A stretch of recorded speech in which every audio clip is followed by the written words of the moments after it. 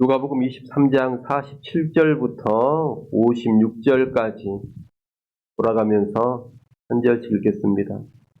백부장이 그 된 일을 보고 하나님께 영광을 돌려 이르되 이 사람은 정녕 의인이었도다 하고, 이를 구경하러 모인 무리도 그 된 일을 보고 다 가슴을 치며 돌아가고, 예수를 아는 자들과 갈릴리로부터 따라온 여자들도 다 멀리 서서 이 일을 보니라. 공회 의원으로 선하고 의로운 요셉이라 하는 사람이 있으니 그들의 결의와 행사에 찬성하지 아니한 자라. 그는 유대인의 동네 아리마대 사람이요 하나님의 나라를 기다리는 자라. 그가 빌라도에게 가서 예수의 시체를 달라 하여 이를 내려 세마포로 싸고 아직 사람을 장사한 일이 없는 바위에 판 무덤에 넣어두니, 이날은 준비일이요 안식일이 거의 되었더라. 갈릴리에서 예수와 함께 온 여자들이 뒤를 따라 그 무덤과 그의 시체를 어떻게 두었는지를 보고 돌아가 향품과 향유를 준비하더라. 아멘. 6월절에 십자가에 달리신 예수님은 제9시 낮 3시에 십자가에서 운명하셨습니다.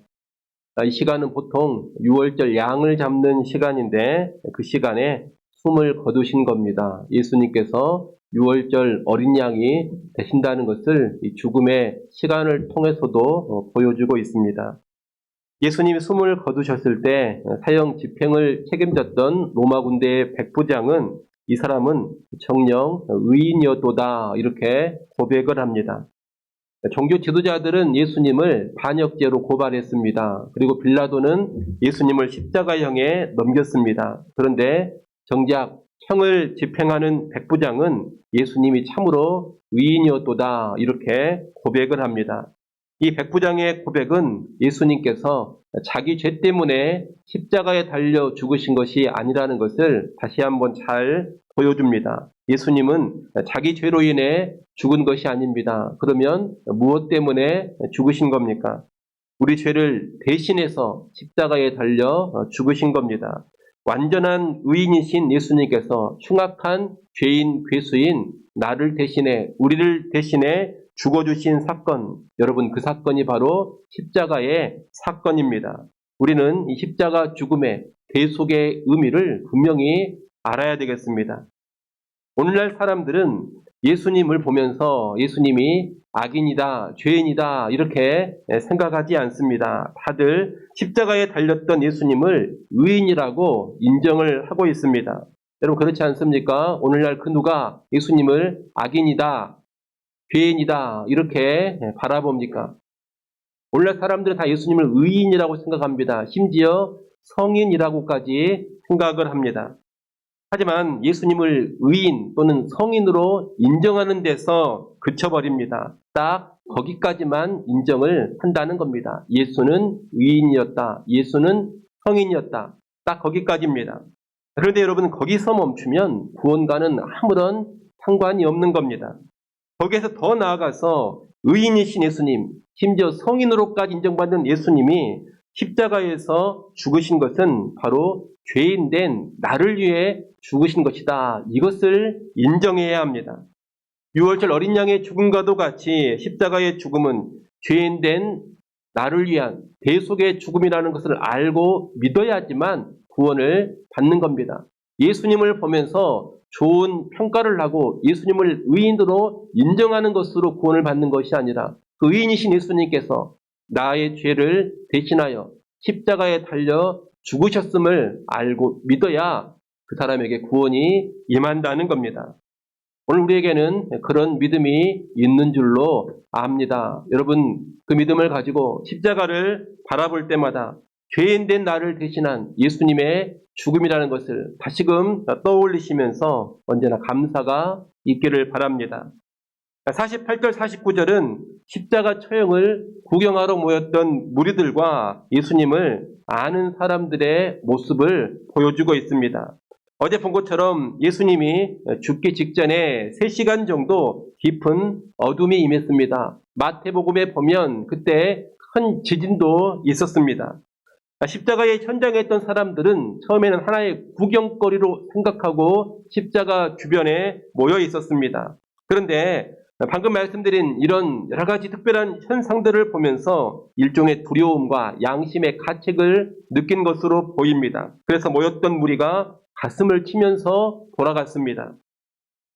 또 49절에 보면 예수를 아는 이들과 갈릴리에서부터 예수님을 따라왔던 여자들은 멀리 서서 예수님의 죽음을 바라봤습니다. 예수님이 십자가에서 숨을 거두신 모습을 보면서 이제 모든 것이 다 끝나버렸구나, 이런 허망함 속에서 십자가를 바라본 것입니다. 지금 십자가 주변의 분위기는 무거운 적막과 비통함과 허망함 뿐입니다. 하지만 여러분, 이 십자가는 사실 그런 비통함이나 허망함이 아닙니다. 이 사람들은 아직 십자가의 진정한 의미를 모르기 때문에 이런 비통함, 허망함의 반응을 보이는 겁니다. 여러분, 십자가는 승리입니다. 또 십자가는 능력입니다. 또한 십자가는 영광입니다. 이 십자가가 승리요, 능력이요, 영광이라는 것은 이제 곧 있게 될 부활을 통해서 확실하게 입증이 될 겁니다. 여러분, 십자가는 패배요, 절망이고 부활이 승리요, 영광이다, 이렇게 생각을 하시면 안 됩니다. 그런 생각은 커다란 착각입니다. 십자가는 패배고 절망인데 부활이 승리요, 영광이 되는 것이 아니라 십자가 자체가 곧 승리요, 영광입니다. 십자가를 통해 이루어진 일을 모를 때에는 십자가가 패배와 절망으로 보이지만 십자가를 통해 이루어진 일을 분명히 알 때에는 십자가 자체가 곧 승리요, 능력이요, 영광이라는 것을 깨닫게 되는 겁니다. 여러분, 우리가 어제 봤던 것처럼 예수님께서 십자가에 달려 죽으심으로 죄와 사망의 권세에서 우리가 해방되었습니다. 십자가를 통해서 완전한 출애굽, 새로운 출애굽이 우리에게 이루어진 겁니다.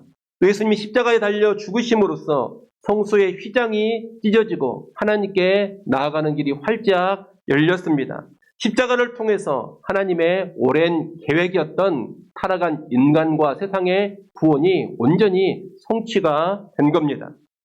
부활은 이 사실을 확실히 입증하고 선포해 주는 것입니다. 십자가로 이루어진 완전한 구원을 선포해 주는 것, 여러분, 이것이 부활이라는 겁니다. 십자가 뒤에 필연적으로 따라오는 것이 부활입니다. 십자가가 하나님의 구원의 성취요, 십자가가 사실 승리요, 능력이요, 영광이라는 것을 알게 되면 그때부터는 십자가를 자랑하고 십자가를 선포하고 나아가 자기 스스로도 기꺼이 십자가를 짊어지게 됩니다. 사도 바울은 그렇게 고백했습니다. 내게는 그리스도 예수의 십자가 외에는 결코 자랑할 것이 없노라. 그리고 사도 바울은 또한 십자가의 복음만을 나는 알고 나는 십자가의 복음만을 전하겠노라, 그런 고백도 했습니다. 그리고 그러한 과정에서 기꺼이 자기 십자가를 짊어지면서 살았습니다. 그리스도의 십자가를 통해 이루어진 일이 무엇인지를 너무나 잘 알았기 때문에 사도 바울이 그렇게 고백하고 결단하고 그렇게 살았던 겁니다. 여러분, 오늘 우리는 십자가를 어떻게 바라보고 있습니까? 여러분은 그리스도의 십자가를 이 고난주간을 통해서 어떻게 바라보고 계십니까? 비참함과 슬픔과 애통함과 패배와 허망함으로 바라보고 있습니까? 아니면 승리와 능력과 영광의 십자가로 바라보고 있습니까? 오늘 본문에 예수님을 아는 자들과 갈릴리로부터 온 여자들은 십자가를 허망하게 바라봤습니다. 우리는 그렇게 바라볼 것이 아니라 사도 바울처럼 바라볼 수 있기를 소원합니다. 십자가를 승리로 바라보시고 능력으로 바라보시고 영광으로 바라보십시오. 고난주간을 통해서 십자가를 그런 의미로 제대로 볼 수 있기를 바랍니다. 비참함과 슬픔과 우울함으로 십자가를 보지 마십시오. 승리와 영광과 능력으로 십자가를 바라보십시오. 십자가를 바로 알고 바로 보는 가운데 오직 십자가만을 자랑하고 오직 십자가를 선포하고 그리고 자기 십자가를 기쁨으로 짊어질 수 있는 우리 모두가 될 수 있기를 소원합니다.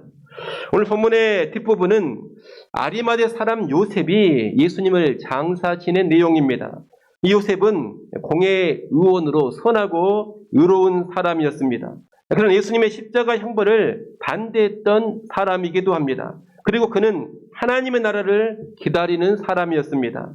예수님을 죽이는 일에 함께했던 종교 지도자들 그리고 빌라도, 헤롯은 모두 자기의 나라, 자기의 왕국을 추구하는 자들이었습니다. 자기가 주인되고 자기가 왕되는 그런 나라만을 꿈꿨습니다. 그러나 이 아리마대 사람 요셉은 하나님께서 왕으로 통치하시는 하나님의 나라를 간절히 고대하며 꿈꿨던 사람입니다.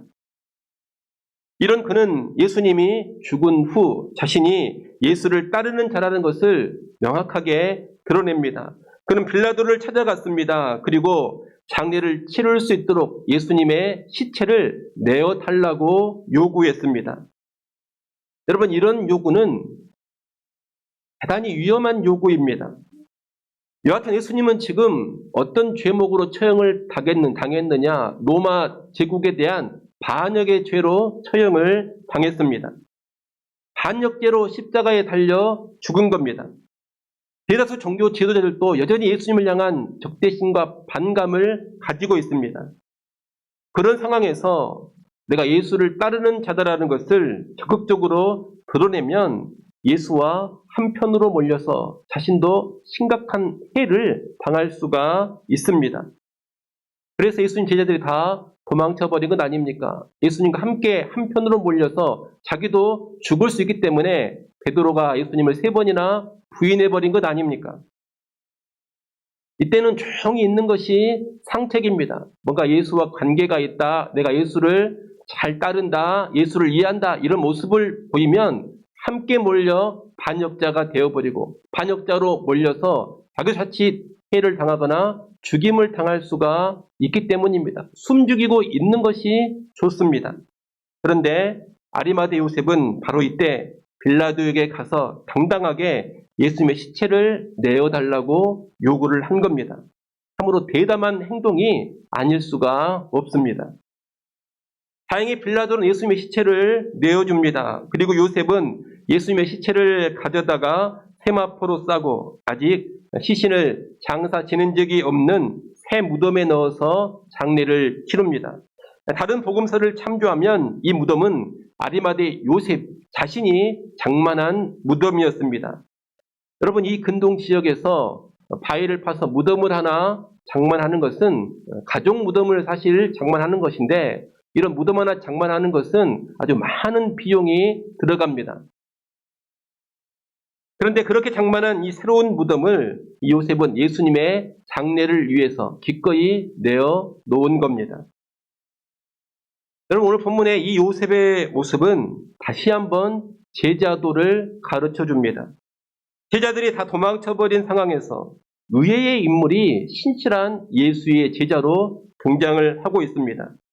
이 아리마대 요셉은 누가복음 23장에 이르기까지 한 번도 등장한 적이 없었던 사람입니다. 그런데 늘 예수님 주변에 있었던 그 모든 제자들이 다 사라져버린 상황에서 신실한 제자로 이 요셉이 등장을 하고 있는 겁니다. 안정적이고 부유한 자기의 위치가 타격을 입을 수 있는 그런 큰 위험을 감수하면서 예수를 위해서 요셉이 움직입니다. 생명의 위험도 감수하고 자기 재산도 내어놓습니다. 이 모습이 바로 자기 십자가를 지는 모습인 겁니다. 아리마대 요셉은 지금 예수님을 장사 지내는 이 모습을 통해서 자기 십자가를 짊어지며 예수를 따르고 있는 겁니다. 여러분, 평소에는 드러나지 않지만 위태로운 상황에서 담대하게 믿음을 드러내면서 나타나는 사람들이 있습니다. 큰 혼란과 핍박의 때가 되면 의외로 평소에 유명하고 지도자로 인정받던 사람들이 도망을 쳐버리고 예수를 부인하고 타협하곤 합니다. 그런데 바로 그때 전혀 알려지지 않았고 이름도 없던 사람들이 담대하게 자기 믿음을 드러내면서 주님을 따릅니다. 편안하게 대접받을 때는 있는지도 몰랐던 사람들이 혼란과 핍박의 때에 생명을 걸고 모든 것을 바치며 주님을 섬깁니다. 역사를 보면 늘 그런 사람들이 있었습니다. 그런데 그런 사람들이 진짜 제자라는 겁니다. 진정한 제자도는 편안하고 안락할 때가 아닌 환난과 핍박의 때에 제대로 입증이 되고 드러나는 겁니다. 과거에 부끄러운 그의 역사가 있지 않습니까? 우리가 일제 치하에 신사참배를 했던 부끄러운 역사가 있습니다. 그런데 신사참배를 할 때도 신사참배를 주도하고 찬성했던 사람들은 대개가 다 총회장, 노회장 이런 사람들이었습니다. 교계의 이름께나 알려진 사람들은 대부분이 신사참배를 인정하면서 그 앞에 앞장서서 굴복을 했다는 겁니다. 적극적으로 반대하고 온갖 고초를 당하면서도 끝까지 반대했던 사람들은 대개가 평소에는 그렇게 알려지지 않았던 사람들입니다. 여러분, 과거 신사참배 때 일어났던 일이 앞으로 또 일어나지 않으리라 어떻게 보장할 수가 있겠습니까?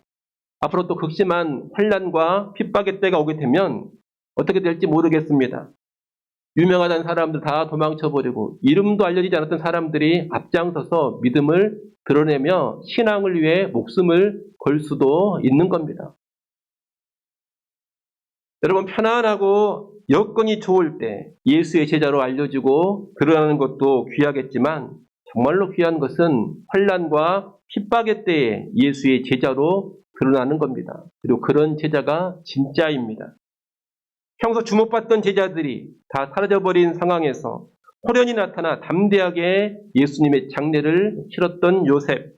여러분, 이 아리마대 요셉처럼 위태로울 때, 위기의 때 다른 사람은 다 도망치고 주저하고 머뭇거릴 때 담대하게 믿음을 드러내는 그런 진짜 제자들이 꼭 될 수 있기를 바랍니다. 앞으로 어떤 환난과 핍박이 다가온다 하더라도 그 환난 핍박이 있을 때 무명의 성도들이 앞장서서 주님을 위해 살아갈 수 있습니다. 무명의 성도들이 믿음의 사람으로 용감하게 드러날 수 있습니다. 여러분이 꼭 그런 반열에 설 수 있기를 간절히 축원합니다.